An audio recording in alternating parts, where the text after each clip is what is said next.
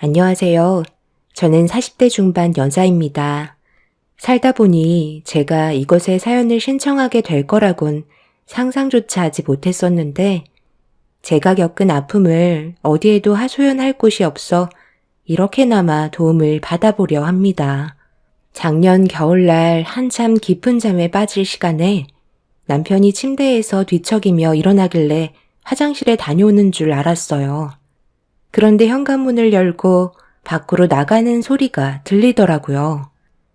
워낙 잠기가 밝았던 저는 잠에서 깨게 되었고 핸드폰을 켜서 시간을 확인해 보니 새벽 3시 30분이었습니다. 갑작스러운 돌발 행동을 이해할 수 없어 침대에서 일어났고 창밖을 바라보면서 밖으로 나간 남편을 찾아봤지만 보이지 않더라고요. 그래서 전화를 해보려는데 핸드폰은 안방에 두고 나간 상태였습니다. 갑자기 밖으로 나갔기 때문에 들어올 때까지 기다릴 수밖에 없었죠. 별일 아니겠거니 생각하며 다시 안방으로 들어와 침대에 누운 뒤 뒤척이고 있는데 금방 들어올 거라고 어느 정도 예상했던 시간을 넘어가자 불안한 마음에 밖으로 나가서 남편을 찾게 되었어요. 혹시 차에 간 줄 알고 주차장으로 내려가 봤는데 차는 그대로 있더라고요. 딱히 갈 곳이 없는 걸로 알고 있었기 때문에 짐작할 만한 장소도 생각나지 않았어요. 회사에서 회식하는 날 빼곤 일찍 집에 들어오는 남편이라 혹시 제가 모르는 우울증 같은 게 있을지도 모를 것 같다는 불안감이 엄습해 오기 시작했어요. 살을 파고드는 추위에 제 걱정은 점점 더 커졌고 오만 가지 생각들이 머릿속을 스쳐 지나가길래 경찰에 신고를 해야 되나 갈등하고 있는데 제 핸드폰으로 남편에게 전화가 왔어요. 저는 동네를 돌고 있었는데 남편은 이미 집에 도착해 있는 상황이었죠. 큰일이 생겼는 줄 알고 걱정했었는데 무사하다는 거에 감사할 뿐이었고 서둘러 집으로 들어가 어디를 다녀왔냐고 물어보는데 얼굴이 뽀얗게 되어 있더라고요. 갑자기 말도 없이 지금까지 어디 나갔다 온 거야? 걱정돼서 한참 동안 찾고 있었잖아. 조금만 늦게 연락 줬으면 경찰에 신고할 뻔 했다니까? 무슨 일 없는 거지? 내가 신경 쓰지 않아도 될 만한 일인 거지? 고민거리가 있으면 나한테 말을 해야지. 내가 무슨 고민이 있어. 그냥 겨울이고 날도 추운데 몸이 너무 뻐근한 것 같아서 잠깐 목욕탕에 다녀왔지. 괜히 당신 깨우고 싶지 않아서 몰래 다녀오려고 한 건데 나를 찾겠다고 밖에까지 돌아다니면 어떡해. 내가 한두 살 먹은 어린애도 아니고 알아서 들어올 텐데 핸드폰이라도 가져갈 걸 그랬네. 어차피 탕에 들어가면 연락을 할 수가 없으니까 두고 나간 건데. 다음에는 내가 미리 얘기하고 가도록 할게. 피곤할 텐데 들어가서 눈 좀 붙여. 나는 곧 출근해야 되잖아. 남편은 목욕탕에 다녀와서 배가 고픈지 냉장고를 뒤적거리길래 제가 상을 차려준 뒤 몸이 너무 피곤해서 방에 들어가 눈을 붙였습니다. 그날 이후 남편은 제가 걱정하지 않게끔 새벽에 목욕탕을 갈 것 같으면 미리 알려주었고 그 다음부터는 크게 신경을 쓰지 않았습니다. 그렇게 겨우내 남편은 며칠에 한 번꼴로 목욕탕을 다녀왔었어요. 시간대는 항상 비슷했는데 저에게 몸이 많이 안 좋아진 것 같다며 근육이 자꾸 뭉치고 피곤하다는 말을 자주 입 밖으로 꺼냈습니다. 집안의 가장이 무너지면 전체가 주저앉는 거라 건강을 유지시켜주기 위해 몸에 좋은 음식들을 매번 내어주었고 보약까지 지어주면서 하나뿐인 남편을 위해 할 수 있는 건 뭐든 다 해주었네요. 그래도 신경 좀 써주니 몸의 활력을 다시 되찾은 듯 점점 좋아지는 몸 상태를 보면서 만족한 삶을 살아가고 있었습니다. 그렇게 겨울이 지나 봄이 찾아오고 날이 좀 풀리기 시작하면서 제 딸들도 새해도 찾아온 김에 같이 목욕탕 좀 다녀오는 게 좋을 것 같아 애들을 데리고 목욕탕에 들어가기 전에 결제를 하며 사장님과 새해 인사를 주고받다가 남편 얘기를 꺼냈는데 사장님이 알 수 없는 말을 하시더군요. 민서 아빠가 목욕탕에 자주 왔었다고? 우리 남편이 낮에 관리하고 내가 새벽에 자리를 지키고 있는데 민서 아빠가 목욕탕에 온 적은 한 번도 없었는데? 어제 새벽에 목욕탕에 오신 분이 5손가락에 꼽혀서 내가 기억을 못하는 것도 아닌데 거짓말 하겠어? 동네에 목욕탕이 여기밖에 없잖아. 민서 아빠가 우리 목욕탕 왔다고 그래? 그이가 거의 이틀에 한 번꼴로 새벽마다 목욕하고 왔는걸요. 몇 달 전부터 몸이 안 좋다고 뭉친 몸을 좀 풀어야 할 것 같다면서 사장님 목욕탕에 다녀왔었는데 그이 얼굴을 한 번도 못 봤다고 하셔서 저도 지금 많이 당황스러워요. 정말 민서 아빠 여기 안 왔어요? 내가 민서 엄마네 가족 불화 만들려고 거짓말 하겠어? 우리가 얼굴 한두 번 본 사이도 아니고 한 아파트에 살고 있는데 없는 얘기를 지어낼 필요는 없잖아. 확실하게 민서 아빠가 목욕탕에 온 적은 단 한 번도 없으니까 집에 들어가서 한번 물어봐봐. 목욕탕 사장님과 한 아파트에 살기 때문에 가끔 인사를 주고받는 사이였고 어느 정도 친분이 있었는데 애들과 함께 목욕을 하러 갔다가 안부차 인사를 하면서 남편 얘기를 잠시 꺼낸 것뿐인데 사장님은 남편이 목욕탕을 단 한 번도 찾아온 적이 없었다는 한마디를 하는 순간 무언가 철렁 내려앉는 느낌이었어요. 뒤통수를 세게 맞은 것 같았고 그 자리에서 멍하니 있는데 애들이 목욕탕에 언제 들어가냐고 보채길래 오만 가지 생각 속에 애들을 씻기고 겨우 집으로 들어왔습니다. 목욕탕에 있는 시간 동안 남편이 겨우내 저에게 했던 행동들에 대해 기억을 떠올리며 머릿속을 정리하고 있는데 그간 가정에 충실했던 남편의 모습을 봤을 때 왜 저한테 이렇게까지 숨기고 있었는지 전혀 이해할 수가 없었어요.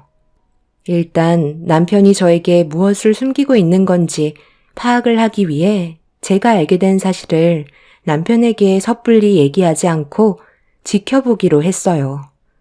남편은 집에 들어온 이후 평소와 다름없이 똑같은 패턴으로 행동했었고 어김없이 새벽 시간이 되었을 때 자연스럽게 목욕탕을 다녀온다며 나갈 준비를 하고 있었습니다. 매번 목욕탕 가는 거 지겹지도 않아? 당신 요즘에는 거의 매일 다녀오잖아. 몸도 어느 정도 괜찮아진 것 같은데 이제 어느 정도 조절해도 되지 않겠어? 새벽만 되면 다녀오니까 나 혼자 집에 있는 것도 좀 그런데 그렇게 해줄 수 있지? 그건 좀 힘들 것 같은데. 생각을 해봐. 매일 운동하던 사람이 갑자기 조절을 하면 몸의 균형이 깨지는 거잖아. 나도 지금 패턴으로 살고 있으니까 건강도 다시 되찾은 거지. 당신 힘들까봐 애들 자는 거 보고 아무 방해 없이 혼자 다녀오는 건데 이 정도는 이해해줘야지. 목욕탕은 집 앞에 있는데 혹시 먼데 다녀? 간단하게 목욕만 하고 집으로 들어오면 안 돼? 요즘 들어 더 늦어지는 것 같아서. 여기 집 앞에 있는 목욕탕 다녀오는 거지. 동네는 한 군데 말고는 없잖아. 요즘에는 눈도 좀 붙이고 와서 좀 늦는 것 뿐이야. 나도 일을 해야 되니까 잠은 자야 할 거 아니야. 목욕탕에서 또 집에 들어오면 잠은 언제 자? 차라리 거기에서 잠깐이라도 눈 좀 붙이고 들어오는 게 낫지. 더 이상 할 말 없지? 그럼 나는 나갔다 올 테니까 걱정하지 말고 먼저 자고 있어. 늦지 않게 올게. 남편은 저에게 눈 하나 깜빡하지 않고 거짓말을 하고 있었어요. 뭐가 그리 급한지 저와 대화하는 시간조차 아까운 듯 서둘러 밖으로 나갔습니다. 막상 눈앞에서 남편의 거짓된 행동을 보고 있으니 더 혼란스러웠고 어떻게 해야 할지 몰라 너무 괴로웠었어요. 현실을 인정하고 싶지 않았지만 남편은 저를 속이고 바람 피우고 있다는 것 말고는 아무것도 떠오르지 않았습니다. 젊은 나이에 남편과 결혼을 해서 집 하나 마련하기 위해 아이 낳는 것도 미룬 채 둘이서 열심히 맞벌이하며 달려왔었고, 그렇게 안정적인 거주지를 마련하고 뒤늦게 아이를 가져서 행복한 가정생활을 보내고 있었는데, 남편은 제가 모르는 행동들을 몰래 하고 있었습니다. 제일 믿었던 사람에게 받은 배신감은 너무 큰 상처로 다가왔었어요. 아무것도 모른 채 잘 자고 있는 아이들을 보고 있는데 힘들게 꾸려온 가정이 곧 무너질 걸 생각하니 저도 모르게 눈물이 쏟아졌고 어디서부터 잘못된 건지 알 수 없어 답답한 마음에 제 가슴만 내리치며 분을 삭힐 수밖에 없었네요. 그렇게 날이 밝아오고 현관문을 열고 몇 시간 뒤에 들어온 남편의 얼굴을 마주할 자신이 없어 이불을 머리끝까지 덮은 채 자고 있는 척 연기를 했어요. 남편은 방문을 살짝 열고 저를 살핀 뒤 주방에서 아침을 챙겨 먹고 출근을 하려고 다시 현관을 나가는 소리가 들렸습니다. 그렇게 남편이 출근을 하고 다시 한번 확인을 하기 위해 아침부터 목욕탕으로 달려가 카운터에서 자리를 지키고 있는 사장님께 새벽에 남편이 왔냐고 물어보니 온 적이 없다면서 제가 안색이 좋지 않자 무슨 일이 생겼냐며 걱정을 해 주셨습니다. 저는 새벽 시간대 CCTV를 확인해 보고 싶다며 부탁을 했고 사장님은 목욕탕 건물로 들어오는 사람들을 보여주셨는데 남편은 정말 CCTV에 찍히지 않았습니다. 모든 걸 확실하게 확인한 순간부터 저도 결정을 해야 했기에 더 이상 남편의 행동을 지켜볼 수만은 없었어요. 어떠한 증거물이라도 확실하게 잡아야 할 것 같아 오만 가지 생각을 다 했는데 현장을 확인하는 게 제일 좋은 방법 같더라고요. 그래서 그날 역시 어김없이 남편이 새벽에 목욕탕을 간다는 말을 했을 때 뒤따라가기로 마음 먹었고 철저하게 준비를 한 뒤에 남편이 밖으로 나가길 기다리고 있었습니다. 역시나 어김없이 목욕탕을 다녀온다는 말에 최대한 자연스럽게 평소처럼 행동하면서 남편을 보내줬어요.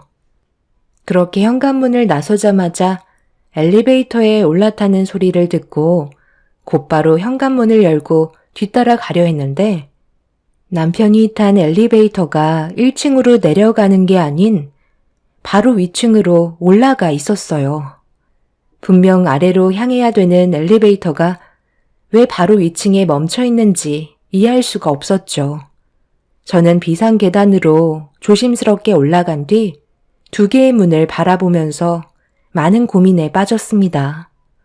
분명 남편이 둘 중 하나의 문으로 들어갔을 텐데 목격을 하지 못했기 때문에 현장을 확실하게 잡을 필요가 있었습니다.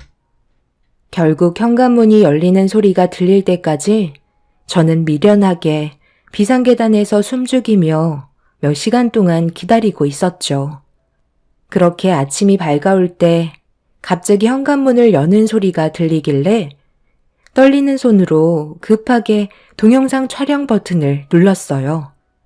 그리고 두 눈으로 보게 된 충격적인 장면을 제 핸드폰으로 담게 되었고 남편의 배신에 저는 분노가 치밀어 올랐습니다.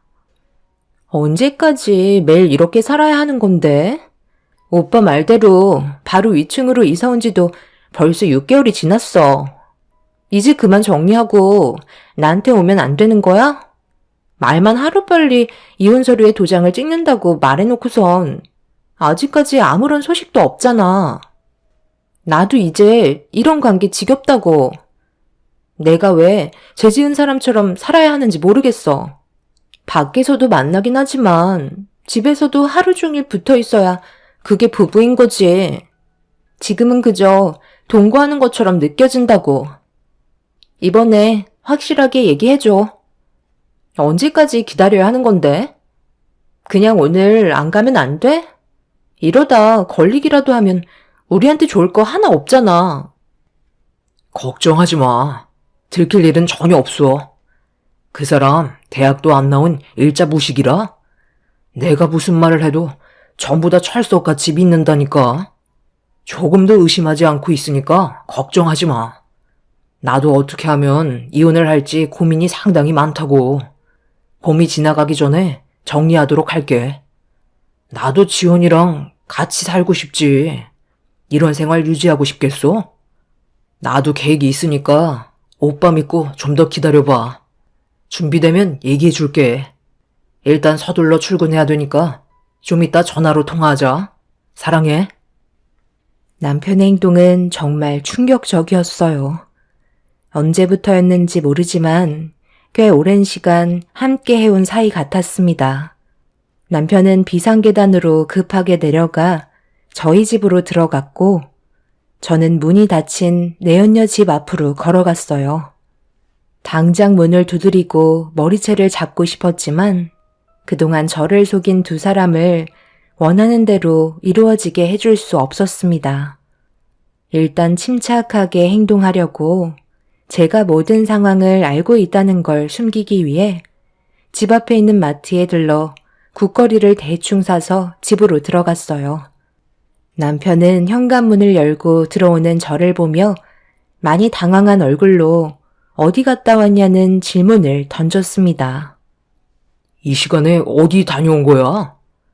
당신 원래 자고 있어야 하는 거 아니야? 집에 있어야 할 사람이 없어서 내가 얼마나 놀랐는 줄 알아? 들고 있는 거 뭐야? 마트 다녀왔어? 그렇게까지 안 해도 되는데 아침 차려주려고? 아침을 든든하게 먹어야 하루를 힘내서 일할 수가 있잖아. 아침밥이 제일 중요한 거 몰라? 밥 먹고 갈 거지? 오늘은 시간이 너무 늦어서 못 먹고 갈 것 같아. 조금만 늦으면 출근 시간 겹쳐서 차 엄청 막히잖아. 미리 만들어 놓으면 내일 아침에 먹고 갈게. 역시 당신밖에 없어. 내가 이렇게까지 사랑받고 살아도 되는 거야? 사랑해, 여보. 남편은 두 얼굴로 아무렇지도 않은 척 저를 대했어요. 그 모습을 바라보고 있는데 모든 실체를 알게 되니 더욱더 소름이 돋았습니다. 그렇게 남편이 출근을 하고 핸드폰으로 녹화해두었던 영상을 몇 번이나 돌려보면서 저에 대해 조금이라도 사랑이 있는지 확인해 보고 싶었지만 남편이 저에게 대학도 못 나온 일자 무식이라며 무시하는 말을 다른 여자에게 아무렇지도 않게 뱉었다는 거에 너무 큰 상처를 받고 말았죠. 그동안 가정을 위해 정말 열심히 살아왔고 딸 둘을 키우면서 행복을 유지하려고 노력한 아내를 남편은 저를 돌대가리로 보고 있었습니다. 제가 모든 걸 알고 있는데도 남편의 행동은 조금도 변함없이 새벽만 되면 바로 위층에 있는 내연녀에게 하루도 빠짐없이 찾아갔습니다. 매일 갈 때마다 모든 걸 녹화했고 제가 할 수 있는 선에서 최대한의 증거물을 전부 다 모았어요. 시간이 지날수록 처음에는 배신감의 마음이 찢어질 것만 같았는데 반복되는 생활을 보내다 보니 더는 상대하고 싶지 않은 동물로밖에 안 보였습니다. 그래서 조만간 모든 걸 폭로하고 두 사람의 인생을 전부 다 망치려고 계획을 하고 있었는데 예상하지 못한 장소에서 남편과 내연녀를 마주하게 되었어요. 아무것도 모르는 애들이 맛있는 게 먹고 싶다고 하길래 고깃집에 들려 저녁을 먹인 뒤 양손에 손을 잡고 걸어가고 있는데 모자를 푹 눌러 쓴 한 여자가 뒤에서 저와 부딪히게 되었고 제 손을 잡고 있던 딸들과 넘어지게 되는 사고가 생겼습니다. 다행히 크게 다치지는 않았는데 고개를 들어 저와 부딪힌 여자의 얼굴을 확인한 순간 분노가 치밀어 올라 내연녀를 노려보고 있는데 저에게 갑자기 화를 내면서 분위기를 험악하게 만들고 있었습니다. 애들은 무서웠는지 눈물을 터뜨렸고 내연녀인 걸 알면서도 애들이 있다는 것 때문에 침착함을 유지할 수밖에 없었어요. 먼저 부딪혀놓고 왜 그쪽이 화를 내는 거죠? 애들이 넘어진 건 안 보여요? 앞을 똑바로 보고 다녀야 할 거 아니에요. 이 아줌마가 정신이 나가셨나? 여기 길을 아줌마랑 애들이 전세 냈어요? 왜 셋이서 손을 잡고 지나가지 못하게 만드는 거예요? 그래서 억지로 지나가려고 하다가 몸이 부딪히게 된 거잖아요. 아줌마가 저한테 죄송해야 할 문제인 것 같은데요? 살다 살다 별 이상한 사람 다 보겠네. 기본 개념은 지키셔야죠. 안 그래요? 지금 말 다 했어요? 애들이랑 손잡고 간다고 길 전체를 막고 있었다고요? 옆에가 널찍하게 남아있는데요? 어디서 되지도 않는 말로 이상한 사람으로 만들려는 거예요? 내가 애들을 봐서라도 참고 있는 거니까 그냥 지나가시죠. 딱 봐도 대학도 안 나온 사람 같은데 정상적인 학교 생활은 하셨죠? 말씀하시는 거 보니까 누가 봐도 일자 무식 같아서요. 이런 사람이 한 아파트에 같이 살고 있다는 게 정말 끔찍하네요. 혹시 정신질환 있는 건 아니시죠? 무슨 일이야? 당신 갑자기 왜 그래? 멀리에서 보고 있었는데 누군가 했더니 당신이었어? 저기요, 누구신데 제 아내한테 뭐라고 하시는 거죠?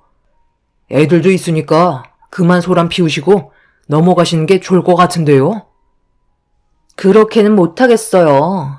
워낙 개념이 없는 아줌마라 이번 기회에 고개도 들고 다니지 못할 정도로 창피를 줘야 한다고요.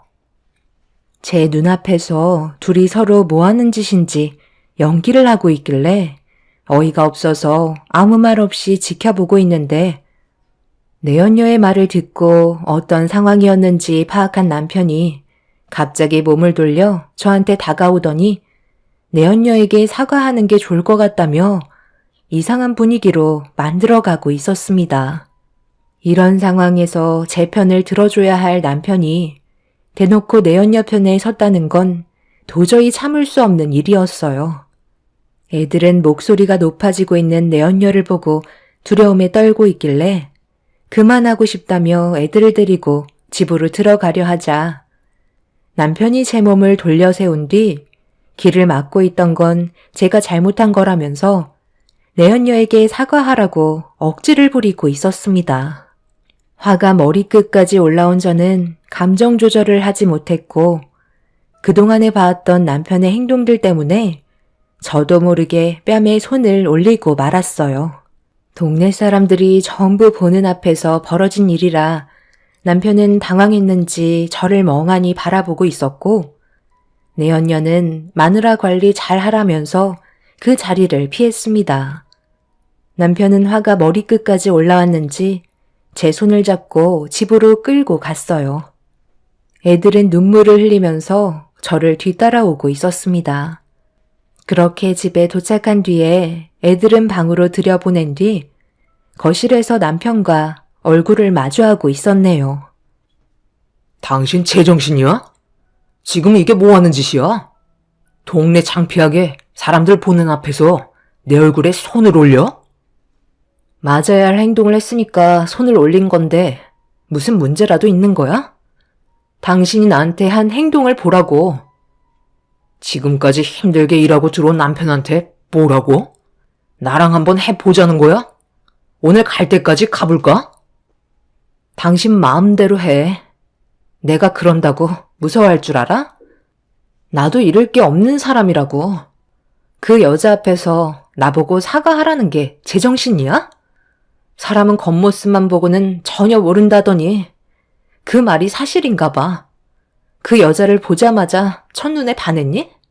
나는 애둘 낳고 아줌마처럼 보이니까 그 여자한테는 제대로 말도 못하겠지? 내가 지금 얼마나 참고 있는지 알아? 참고 사는 건 당신이 아니라 나라고.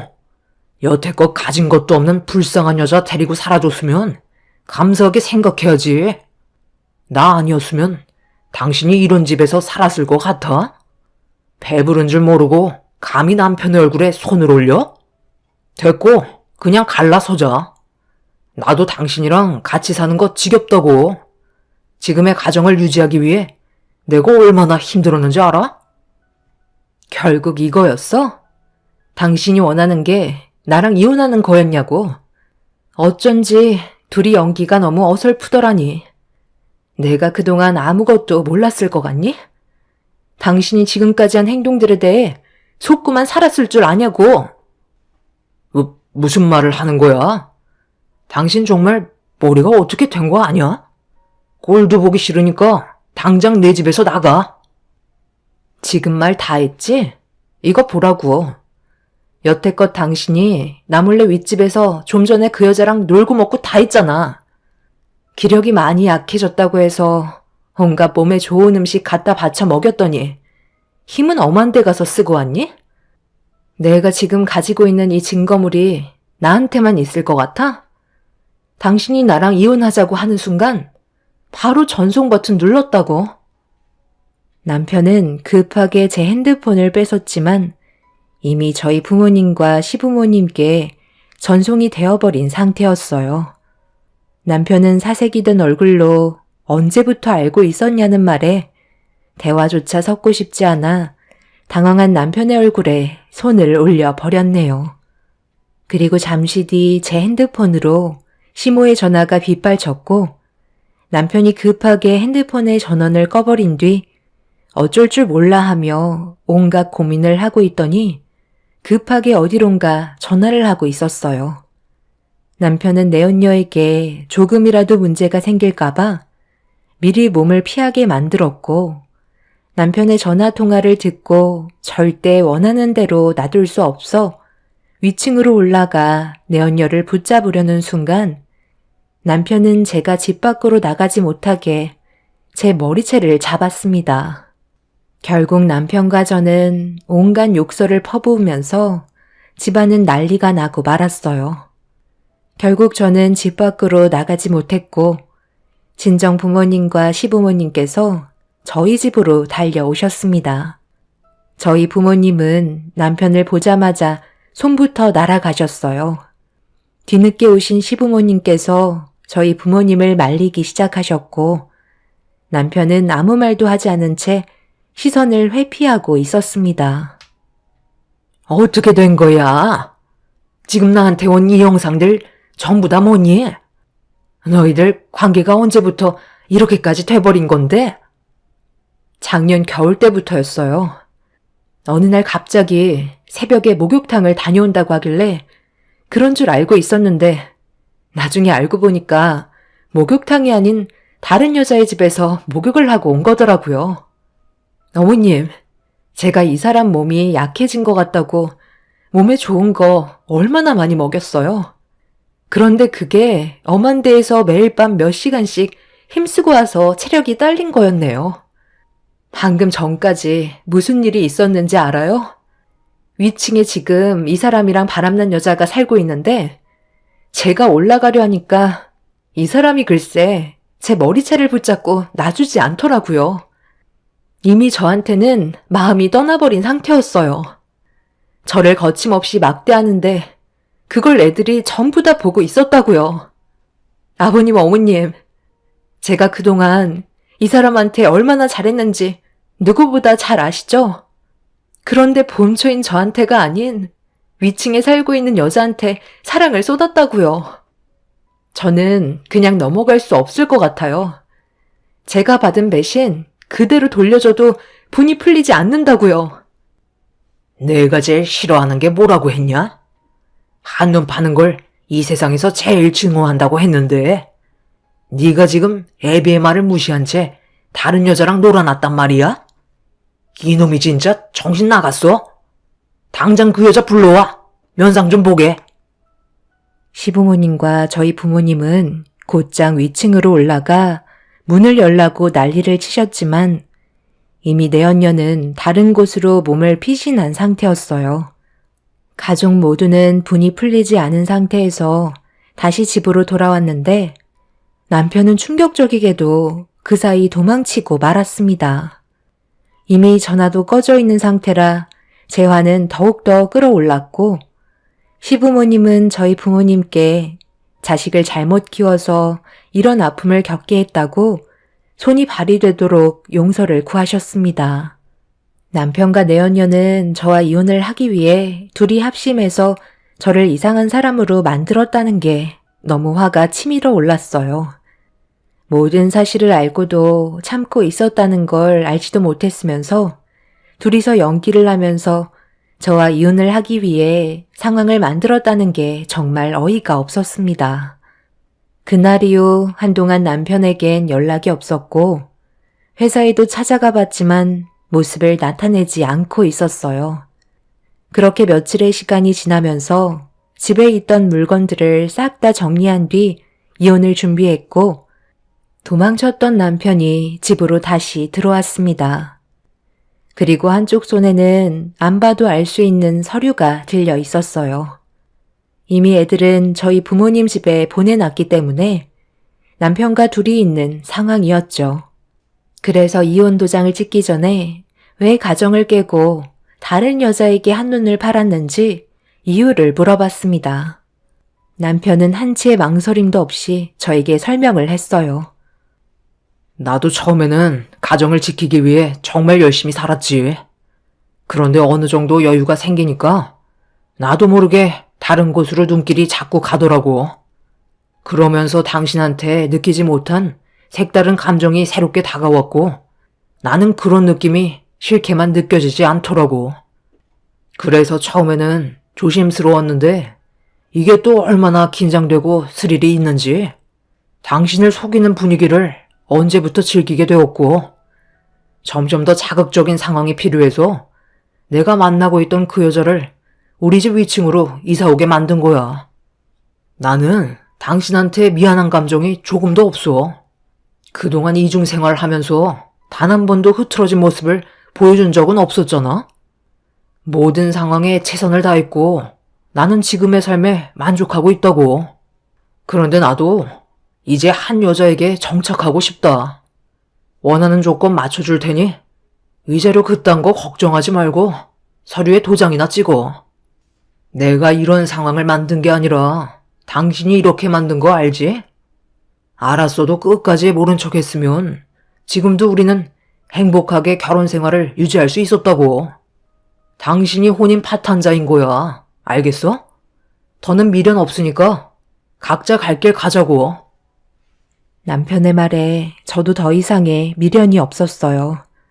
사람 마음 갈 때 같다더니 다른 여자의 치마폭에 쌓여 헤어나오지 못하는 남편을 용서해주고 싶지 않았습니다.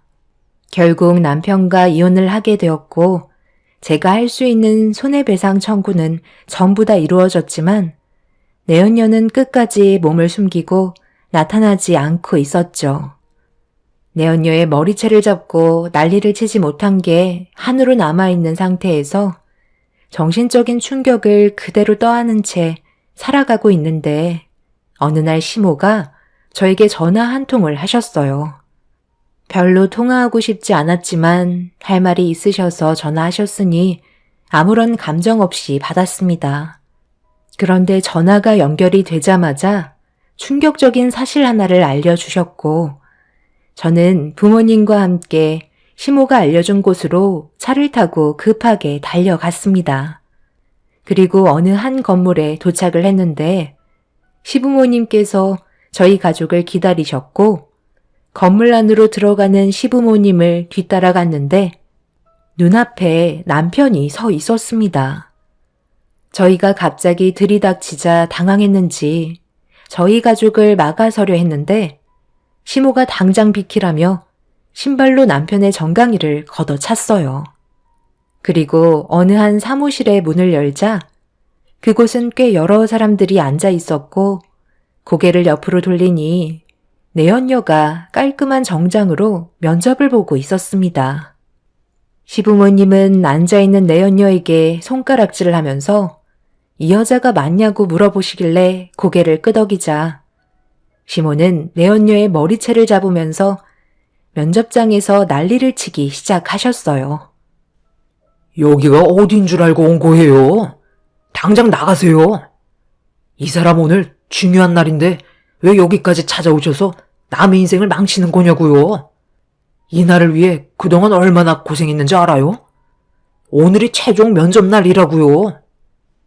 내 며느리가 이딴 여자 때문에 인생을 망쳤는데 최종 면접?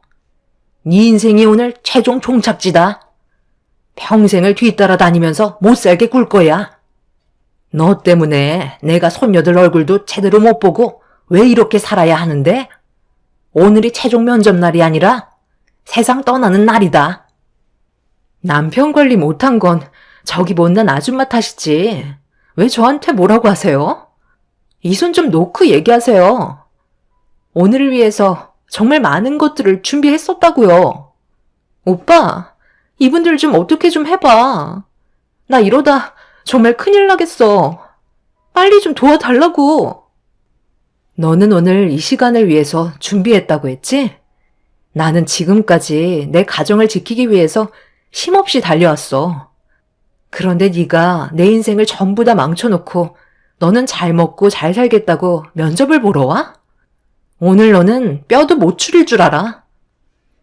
저희 가족 전체가 내연녀의 머리채를 잡고 면접장에서 난리를 치게 되었네요. 순식간에 아수라장이 되어버린 상태에서 모든 걸 망쳐버린 내연녀는 백목처럼 굳어버렸고, 내연녀는 그렇게 상간녀 소송과 정신적인 손해배상으로 위자료를 물어줘야만 했습니다. 시모가 남편의 뒤를 캐고 있었고 내연녀가 면접을 보고 있다는 사실을 아시곤 저에게 알려주셨는데 정말 너무 감사했었어요. 시모 덕분에 제 속에 있던 모든 걸 머리채 잡고 털어버릴 수 있었습니다. 시부모님은 모든 걸 걸어서라도 끝까지 쫓아간다는 말에 법적으로 모든 상황이 끝나고 내연녀는 남편을 버리고 잠적해버린 상태입니다. 남편은 내연녀를 찾겠다며 시부모님과 연락을 끊어버린 상황이네요. 시부모님은 쓰레기 같은 아들 없어도 된다며 손녀들만 보고 싶어 하세요. 정신 못 차린 놈 2번 다시 보고 싶어 하지 않네요.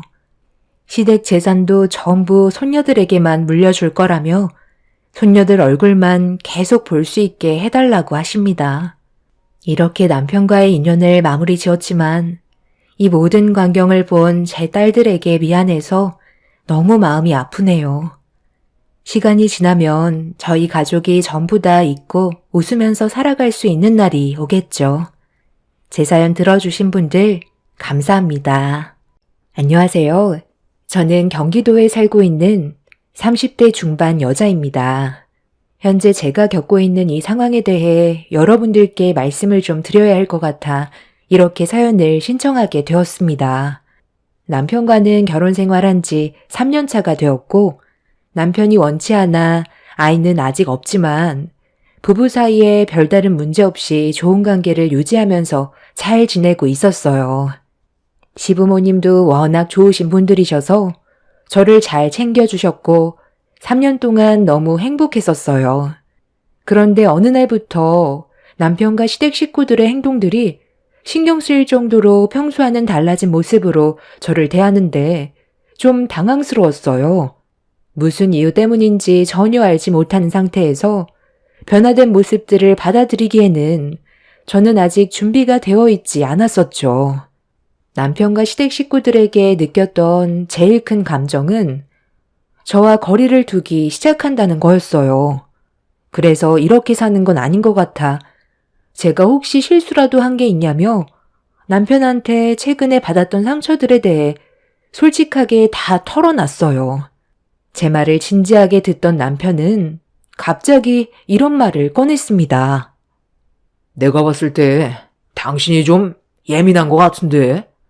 우리 식구가 달라진 모습이 있었다면 내가 먼저 느끼고 있었겠지. 요즘 스트레스 받는 일이라도 있었어? 나까지 이상한 사람 만들면 어떡해? 우리가 결혼한 지 벌써 3년 차야. 서로 어느 정도 익숙해질 수 있는 시기이고 전보다는 감정 표현에 대해 충분히 무뎌질 수 있는 시간이라고 생각해. 내 말 무슨 뜻인지 알겠지? 사소한 거 하나하나 따지고 들면 피곤해서 어떻게 살아. 맨날 얼굴 볼 때마다 웃는 모습만 보여줄 수는 없는 거잖아. 사람마다 감정 기복이 다른데 당신 얼굴 볼 때마다 항상 웃으면서 대해줄 순 없는 거라고. 그래도 우리 가족만큼 이해해주고 배려해주는 가족도 없을걸? 내가 평소에 이런 말 한 적 있었어? 나 그렇게 예민한 성격도 아니고 사소한 감정 기복 정도로 느끼고 있었던 거 아니야. 최근 들어 갑자기 다들 나한테 신경질적으로 대하고 있잖아. 어느 정도까지는 나도 이해하려고 노력 많이 했었어. 그런데 오늘 일은 너무 심하다고 생각되지 않아? 다들 나를 완전 무시했잖아. 내가 말을 시켜도 대답도 안 하고 인상만 쓰고 있는데 어떻게 접근을 할 수가 있겠어. 특히 어머님한테 잘못한 게 있으면 말해달라고까지 얘기했는데 대꾸도 안 하셨어. 그런데 어머님 뒤에 있던 아가씨가 뭐라고 그랬어? 조용히 좀 하자면서 사람 귀찮게 한다고 나한테 대놓고 짜증을 냈잖아.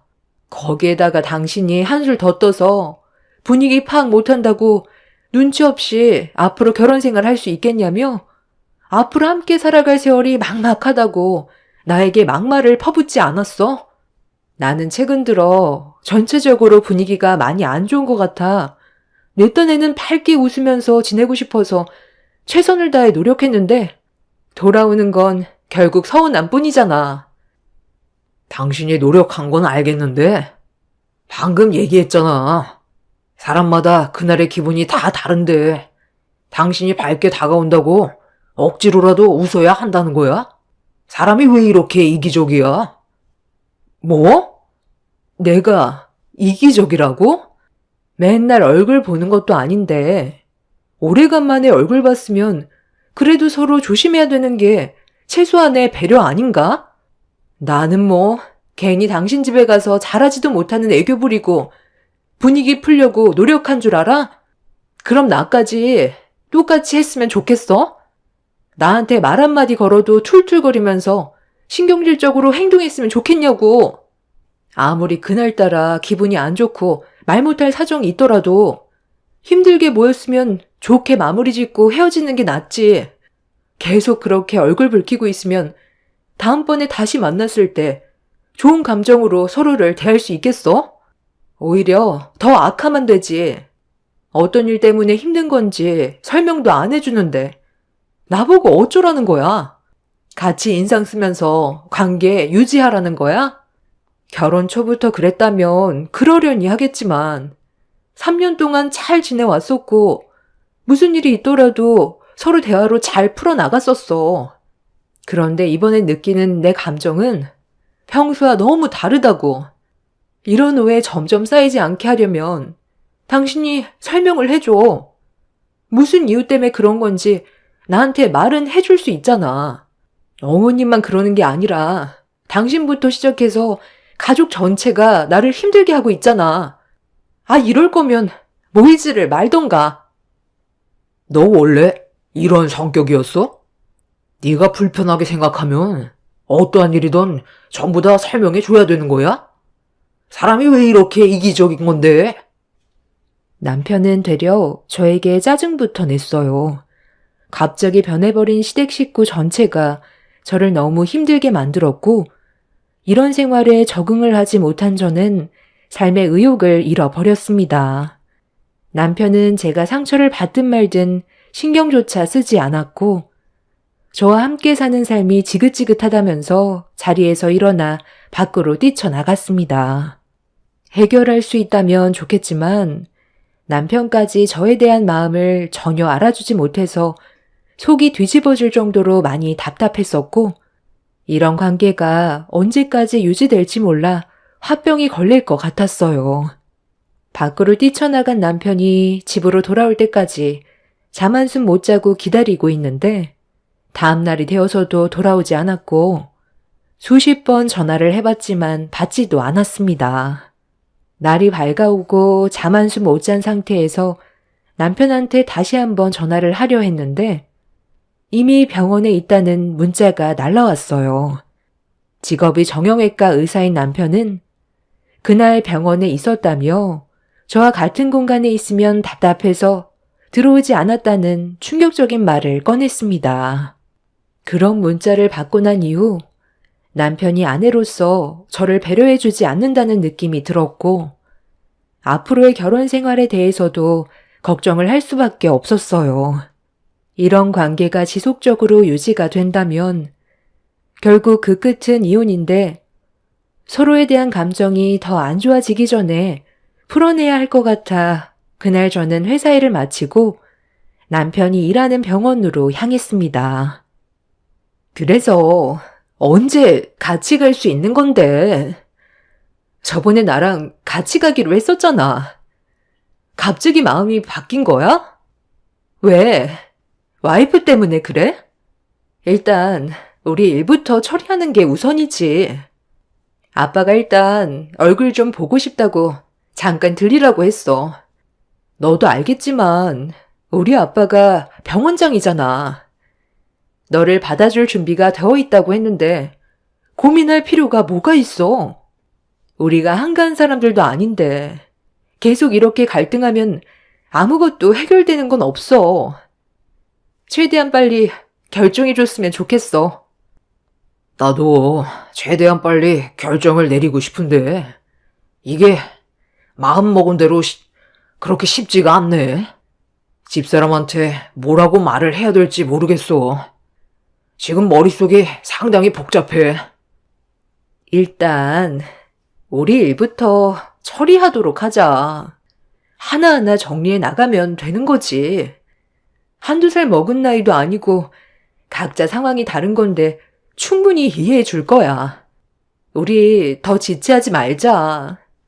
우리 아빠한테 미리 말해둘 테니까 퇴근하면 바로 출발하기로 하는 거다. 이번에는 확고하게 결정 내려줬으면 좋겠어. 병원에 발을 들이려 했는데 주차장 입구 비상계단에서 같은 병원에서 일하는 동문 여자의사가 남편과 함께 은밀한 대화를 주고받는 걸 듣게 되었고 둘이 나누는 대화에 온몸에 소름이 돋았어요. 남편이 저 몰래 바람을 피우고 있을 거라곤 상상조차 하지 못했었죠. 이미 상대 집안의 인사까지 드리러 갈 계획을 가지고 있었다는 걸 알게 된 순간 온몸이 떨려왔고 퇴근 후 같이 움직이겠다는 남편의 한마디에 그동안 왜 저를 차갑게 대했는지 알 수 있었습니다. 배신감에 눈물이 왈칵 쏟아졌고 그 자리를 서둘러 피했습니다.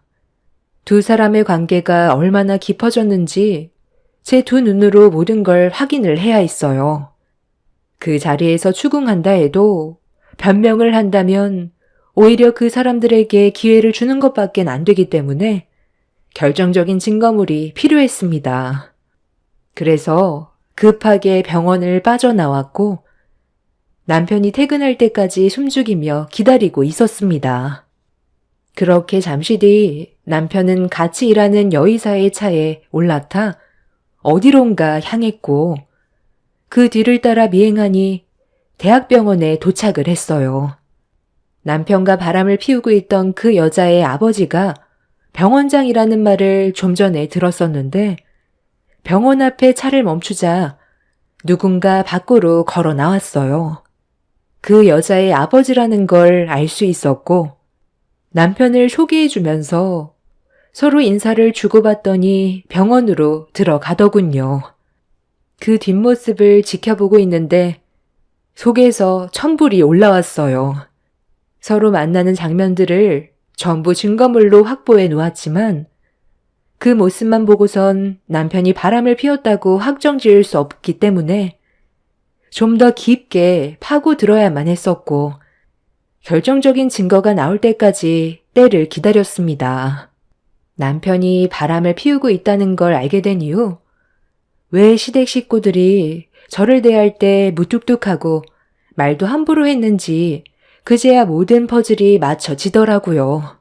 저는 일반 중소기업에서 부장으로 일을 하지만 남편은 능력 있는 의사이고 거기에다가 같이 일하던 동문 여의사도 의사이기 때문에 저보다 훨씬 더 많은 시간을 함께하면서 나눈 정이 결국 사랑으로 이어지면서 시댁 식구들도 저보단 의사 며느리를 드리는 게 훨씬 이득일 것 같아 저를 내치기 위해 차갑게 대하려는 것 같았어요.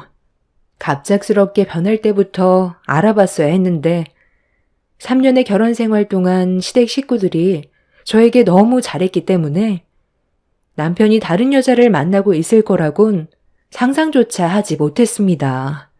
그날 먼저 집으로 돌아온 저는 하염없이 눈물을 흘렸고 저에게 남겨진 감정은 남편을 향한 사랑에서 분노로 바뀌게 되었습니다. 남편은 늦은 저녁 시간이 되어서야 집에 들어왔어요. 현관문을 열고 들어오는데 힘든 척 연기하는 남편이 너무 가식적으로 보였고 저에게 밥은 챙겨 먹었냐며 신경 써주는 척 툭 뱉는 한마디에 따뜻한 감정이 섞여 나오는 게 아닌 차가운 말투로 상처받은 제 마음에 연속적으로 비수를 꽂았습니다. 평소보다 많이 늦은 남편한테 어디를 다녀왔길래 왜 이렇게 늦은 거냐며 물어봤는데 남편은 조용히 방으로 들어가 버렸습니다. 지금 시간이 몇 시인지 알기나 해? 저녁 11시야. 7시면 병원 일 마치고 집으로 곧장 들어오던 사람이 지금까지 밖에서 뭐하고 있었어? 내 문자도 읽었잖아. 아, 여러 가지로 해결해야 될 일들이 많았어. 나중에 내가 다 설명할게. 지금은 때가 아니라서 좀 더 기다려줘. 나도 지금 머릿속이 상당히 복잡하거든. 그렇겠지. 엄청 복잡할 거야. 몸뚱이는 하나인데 양쪽으로 왔다 갔다 해야 되니까 얼마나 힘들겠어. 그래서 그때가 언제인데? 너는 내가 기다려줄 거라고 생각해? 나 오늘 환자도 많았고 체력적으로 많이 힘들어서 좀 쉬어야 할 것 같으니까 나중에 다시 얘기하자. 일단 내 마음부터 어느 정도 정리가 돼야 설명을 해주지. 당신 변명 듣고 싶지도 않아. 어차피 나랑 이혼하자는 말일 텐데 왜 이렇게 뜸을 들여? 네가 왜 갑자기 나를 다른 모습으로 대했는지 충분히 알았거든. 나도 너에 대한 감정이 더는 남아있지 않아. 이혼 준비 너만 하는 것도 아니고 내가 받은 상처에 대해서 전부 보상받을 거니까 각오하는 게 좋을 거야. 너 설마 내가 바람을 피운다고 생각하냐? 요즘에 그냥 여러 가지로 힘들어서 그런 건데 너한테 좀 소홀했다고 바람 피웠다는 말을 어떻게 아무렇지도 않게 꺼낼 수가 있어? 나도 보는 눈이 있고 듣는 귀가 있어. 네가 아무리 철저하게 숨긴다 해도 꼬리가 길면 밟히는 법이라고. 이제 제발 좀 솔직해지는 게 어때? 남편은 머리가 너무 아프다면서 더 이상 대화하고 싶지 않다며 방으로 들어가 버렸어요. 저는 아무 잘못도 없이 두 눈 뜨고 코 베었는데 본인은 바람 같은 건 생각해 본 적도 없다면서 함부로 판단하지 말라며 되려 저에게 화를 냈어요. 이미 제가 모든 걸 다 목격했는데도 끝까지 오리발인 남편한테 너무 큰 실망과 배신감에 그날 하루 종일 일도 손에 안 잡히고 눈물만 흘렸어요. 저는 그날 이후 제대로 된 결정적인 증거물을 확보하기 위해서 돈 주고 사람을 시켜 남편의 하루를 감시했어요. 어떤 생활을 하는지 모든 걸 파헤쳐야 했습니다. 그런데 남편과 부부싸움이 있었을 때 제가 바람 피우고 있다는 걸 말해서 그런지 행동 하나하나에 조심하고 있다는 걸 알 수 있었습니다. 딱히 눈에 띌 만한 행동을 하지 않았었고 조금도 의심될 만한 증거물은 확보하지 못했어요. 저보다 머리가 좋은 사람이라 제가 감시하고 있다는 것도 어느 정도는 눈치채고 있었을지도 모른다는 생각에 이혼을 하게 되더라도 제가 받은 피해에 대해 제대로 된 보상을 받아야 할 것 같아 남편 방에 녹음기를 설치해뒀어요. 남편이 바람 피우고 있다는 걸 알게 된 이후부터 각방을 쓰게 돼서 방 안에 혼자 있는 남편이 어떤 행동을 하고 있는지 확인을 해봐야 했죠. 그렇게 매일 아침 남편이 출근하면 남편 방에서 녹음기 꺼내서 확인을 해봤어요. 그리고 며칠간 남편 방의 녹음기를 확인하던 순간 제가 자고 있던 시간에 남편이 누군가와 통화를 시작했습니다. 여자와 전화 통화를 하고 있었는데 이미 제가 생각했던 것보다 둘의 관계는 상당히 진지한 관계까지 흘러간 상태였어요. 아, 해외에서 생활하는 게 얼마나 힘든데. 그건 좀 너 생각해보는 게 좋지 않을까? 그래, 나도 네가 무슨 생각하는지 알아. 당연히 해외가 더 살기는 좋겠지. 하지만 여기 있나 해외로 가나 크게 달라질 건 없을 것 같아. 나도 아버님이 조급해 하시는 거 충분히 이해해. 하지만 좀 더 신중하게 결정을 내리고 싶을 뿐이야. 이게 단순한 문제가 아니잖아. 집사람이 우리 둘의 관계를 의심하고 있다고. 그런데 이런 상황에 갑자기 해외로 간다고 하면 뭐라고 생각하겠어? 나는 최대한 좋게 정리하고 싶어. 이런 식으로 상처 주고 떠나보내면 평생 후회할 것 같아. 오래 걸리지 않을 거니까 조금만 기다려주고 침착하게 행동하자. 뭐? 아버님이 내일 얼굴 보고 싶어 한다고? 뭐 또 같은 말 반복일 텐데 잔소리 듣고 싶지도 않고 뭐든 서두르면 체하게 되어 있어. 알았어. 내일 병원에서 다시 얘기하자. 남편은 저와의 관계를 끊어낸 뒤에 해외로 이주할 생각까지 가지고 있었고, 제가 자고 있을 때 그런 대화를 나눴다는 게 너무 큰 충격이었어요. 이미 저에게는 어떠한 감정도 남아있지 않다는 걸 확실하게 알 수 있었습니다. 그래도 남편은 저에게 마지막 배려랍시고 지저분하게 헤어지는 게 아닌 서로 최대한 좋게 끝내고 싶다는 말로 마무리를 지었지만 본인은 바람 피울 거 다 펴놓고 이미 상간녀 집안에 인사까지 드렸으면서 본인이 마음이 넓은 것 마냥 행동하는 그런 모습들이 저를 더 화가 나게 만들었습니다. 피해자는 저인데 본인도 어려운 결정을 내린 것처럼 말을 하는 모습이 너무 실망스러웠어요. 이미 남편은 저와 헤어지기 위한 준비를 하고 있었기 때문에 저도 더 이상은 함께할 마음이 없었습니다. 아무리 과거에 저에게 잘했어도 바람은 절대로 용서해 줄 수 없는 잘못된 행동이기 때문에 저희 부부관계는 여기까지 하는 게 옳은 거라 생각했었어요. 그래서 그날 저녁 남편이 퇴근하고 집에 들어왔을 때 거실 테이블 위에 이혼 서류를 올려놓았습니다. 거실로 천천히 걸어오던 남편은 제가 올려놓은 서류 봉투를 꺼내 들었고 그 안에는 이혼 서류와 함께 남편 방에서 녹음된 음성과 대학병원에까지 쫓아가 미행했던 사진들까지 전부 다 확인시켜 주었습니다. 남편은 제가 이렇게까지 할 줄 몰랐는지 많이 놀란 얼굴로 저를 바라보았지만 순순히 이혼을 해주겠다며 위자료는 주겠지만 바람 피운 건 절대 아니라고 얘기했어요. 그 말을 꺼내는 순간 결국 감정이 터져 버렸습니다. 뭐? 바람 피운 게 아니라고? 증거물들이 이렇게 수두룩하게 나왔는데 끝까지 발뺌하는 거야? 같이 일하는 동료 의사인 그 여자가 피해를 보게 될까봐 그런 거야? 그 정도는 감안하고 바람핀 거 아니었어? 나는 당신이랑 그 여자를 절대로 용서하고 싶지 않아. 둘이 도망가려고 해외 거주지까지 알아봤으면서 왜 계속 거짓말인데? 당신이 단면적으로 봤을 땐 충분히 오해할 만한 요소들이 있지만 나는 정말 결백해. 하지만 지금 내 상황을 설명해 주고 싶지는 않아. 그러니 우리 그냥 여기서 조용히 끝내는 걸로 하자. 어차피 너도 나에 대한 감정이 떠나가 버린 상태잖아. 나는 네가 상처받지 않았으면 좋겠어. 하늘에 걸고 맹세하는데 절대 바람 아니고 그 사람은 조언을 해준 것뿐이야. 우리가 함께 살아오는 동안 내가 당신한테 실망시켜준 적 없잖아. 우리 둘의 성공적인 결혼 생활을 하기 위해 최선을 다하며 노력해왔다고. 그만큼 나는 당신에게 진심이었지. 가벼운 마음으로 만나서 장난으로 결혼한 거 아니야. 전체적인 상황을 설명해 주기에는 어려움이 있지만 바람은 절대 아니야. 하지만 우리 관계는 어쩔 수 없이 정리해야 돼.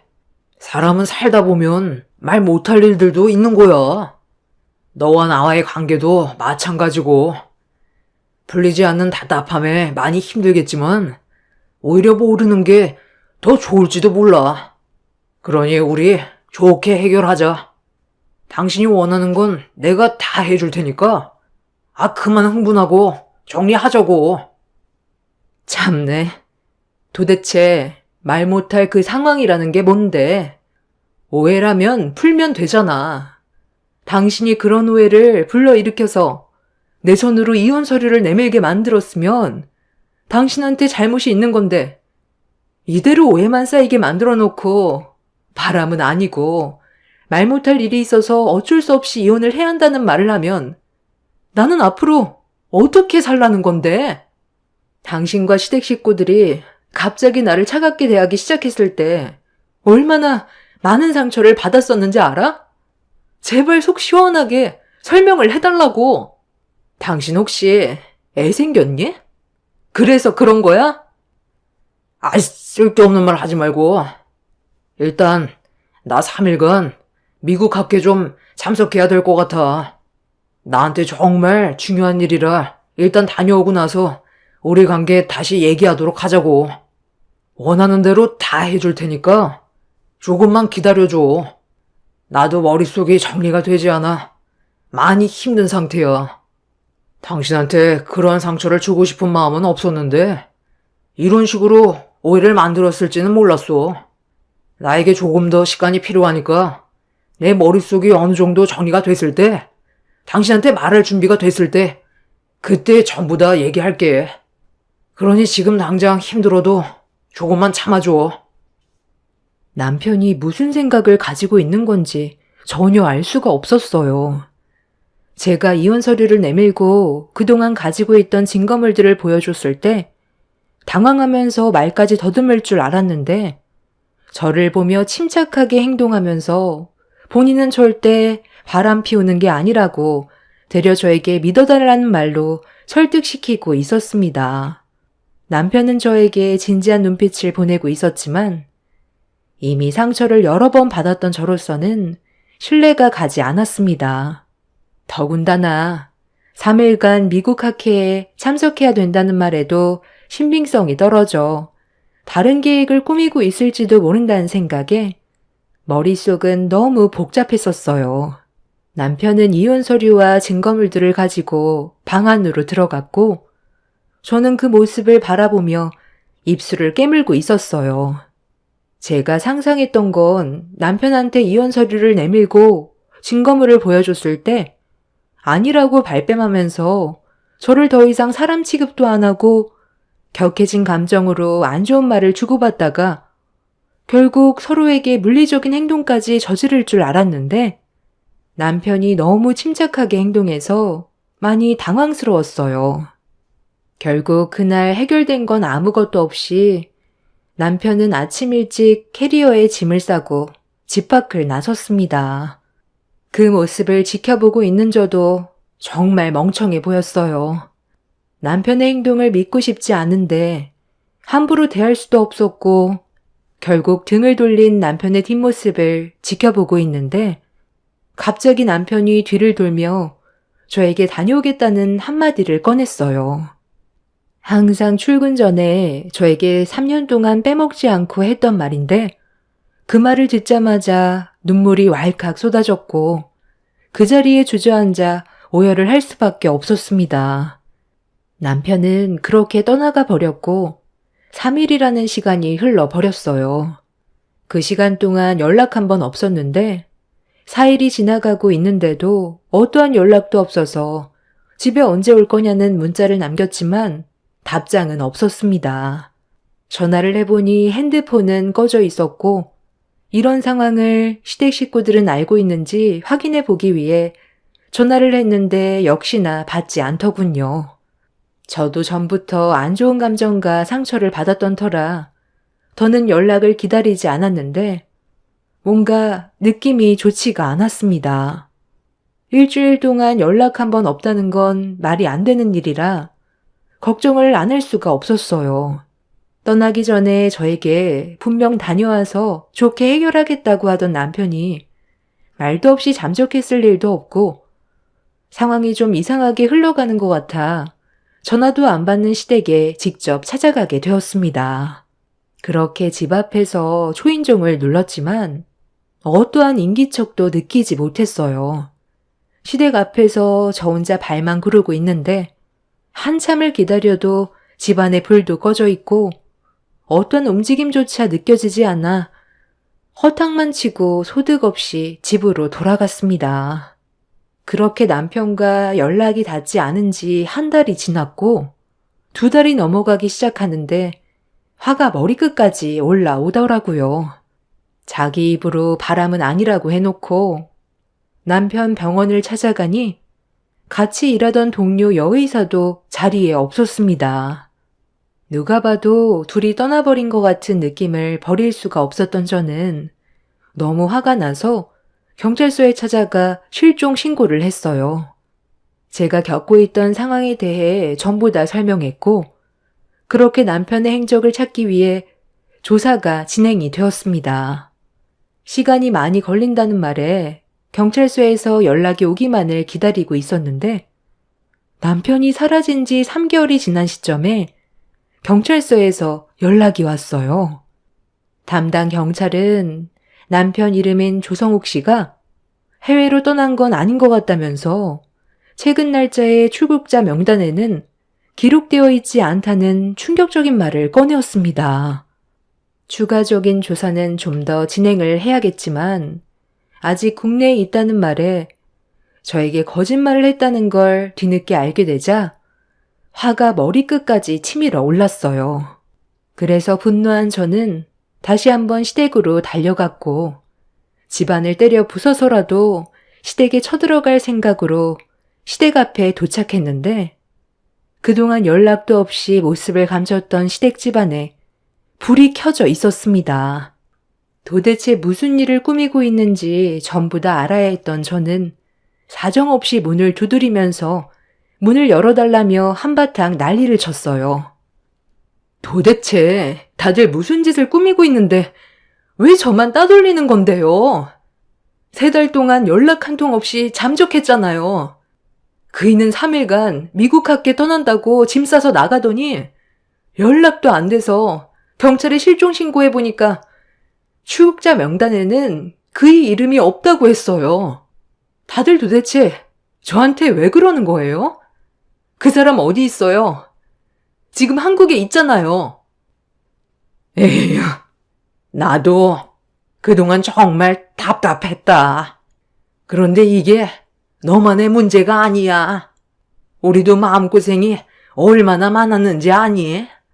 지금 우리 성욱이 대학병원에 입원 중이다. 검사 받고 있는데 너한테 어떻게 말을 해야 될지 몰라 지금까지 끌고 있었던 거야.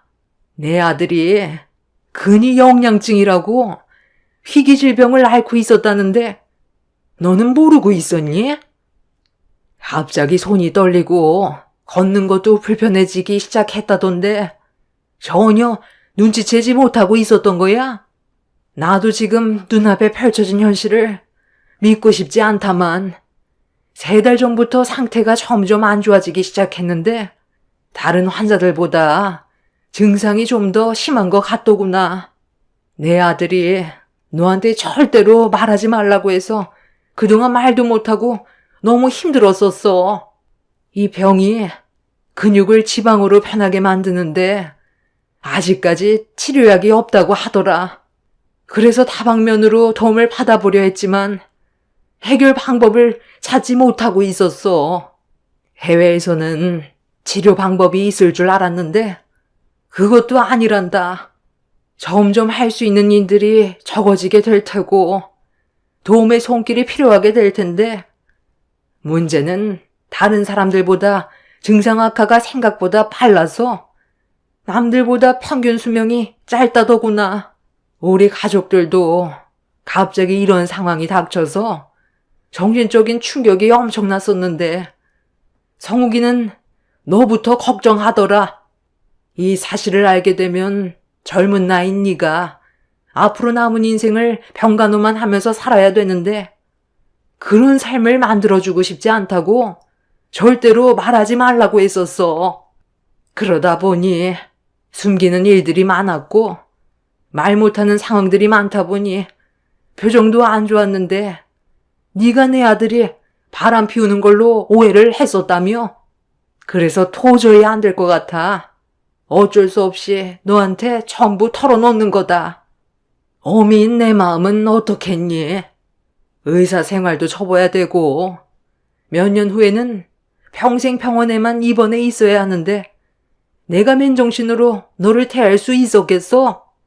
지금 성욱이는 병원에 입원 치료 중이고 일단 근위영양증 증세가 악화되는 걸 조금이라도 더디게 하기 위해서 약물 치료를 하고 있는 중이다. 둘 사이 아이가 없는 게 다행이지. 100% 유전이 된다더라. 전혀 상상조차 하지 못했던 말을 듣게 되었고 도저히 믿을 수 없었던 저는 너무 큰 충격을 받아 시모와 함께 병원으로 향했어요. 저와 마주하게 된 남편은 많이 놀란 듯 했지만 현실을 받아들였고 그동안 솔직하게 털어놓지 못해서 미안하다며 고개를 떨군 채 눈물을 흘리고 있었네요. 남편은 의사로서 자신이 걸린 병이 완치될 수 있는 방법을 찾기 위해 노력해왔지만 아무것도 해결되는 건 없었고 30대인 제 인생을 망치고 싶지 않아 본인이 앓고 있는 병에 대해 말하지 못한 거였어요. 저에게 짐이 되기 싫었다며 다른 좋은 남자 만나 새로운 시작을 하길 원했었는데 3일간 병원에서 치료만 받고 이혼 도장 찍으려다가 갑자기 다리에 이상이 생겨 힘이 풀리면서 계단을 굴러 골절상을 입었다며 온몸에 근육이 빠지고 있다는 걸 느끼고 있어 너무 두려운 나머지 이런 모습 보여주고 싶지 않아 연락을 하지 못했다고 그동안 속 시원하게 말하지 못한 부분에 대해 저에게 미안해 했어요. 3달 전보다 확실히 몸 상태는 많이 안 좋아 보였습니다. 남편과 같은 병원에 있던 동료 여자 의사는 치료에 필요한 약물을 가지고 들어왔고 최대한 여러 방법을 찾아보려 노력했지만 증상을 억제시키는 방법 외에는 해결할 수 있는 건 없었다면서 의사로서 해결해주지 못해 미안하다며 괴로워하고 있었네요. 이런 사실을 알게 된 저 또한 정신적인 충격이 너무 컸었어요. 그런데 문제는 남편이 저와 이혼을 하길 원합니다. 한 번뿐인 남은 제 인생이 불행한 삶을 사는 걸 원하지 않고 있어요. 앞으로 더욱더 힘들어질 테고 온몸에 근육이 다 빠지게 되면 제가 체력적으로 버티지 못할 거라면서 그 전에 좋은 남자 만나 새 출발하길 원하고 있습니다. 남편은 현실적으로 얘기하고 있는 중이지만 저는 그동안 남편의 마음을 몰라준 거에 대해 너무 미안해 곁을 지켜주고 있어요. 다리가 골절이 돼서 아직 병원에 입원 중인데 그 모습을 보게 된 부모님께선 제 인생이 간호만 하다가 다른 남자 만날 시기도 놓치고 끝날까봐 이혼을 얘기하고 있습니다. 결국 이 문제로 부모님과 저와 언성을 높였어요. 오로지 제 결정이고 남편 옆을 지켜주고 싶은데 남편이 어제 저에게 눈물을 흘리면서 애원을 하더군요. 이혼해 달라고요. 자기 옆에서 제가 고생하는 걸 보고 싶지 않고 행복하게 사는 걸 보고 싶다며 소원이라고 합니다. 남편 곁에 있고 싶다는데도 거절하는 남편을 어떻게 해야 할까요? 짐이 되기 싫다는데 눈앞에 보이는 현실들을 보고도 모른 척 할 수가 없어요. 이 상황에서 제가 이혼을 하는 건 사람이 할 짓이 못 될 것 같거든요. 남편은 자기가 이혼을 해주지 않는다고 더 안 좋은 모습으로 저에게 상처를 주고 있습니다. 저를 떼어내려고 발버둥 치고 있어요. 앞으로 어떻게 하면 좋을지 여러분들의 의견을 듣고 싶어요. 그 사람 곁에 머물러 주는 게 서로를 위한 길이 아닌 건가요? 머릿속이 정리가 되지 않아 너무 힘드네요. 인생 선배님들의 조언을 듣고 싶어요. 제 사연 들어주셔서 감사합니다.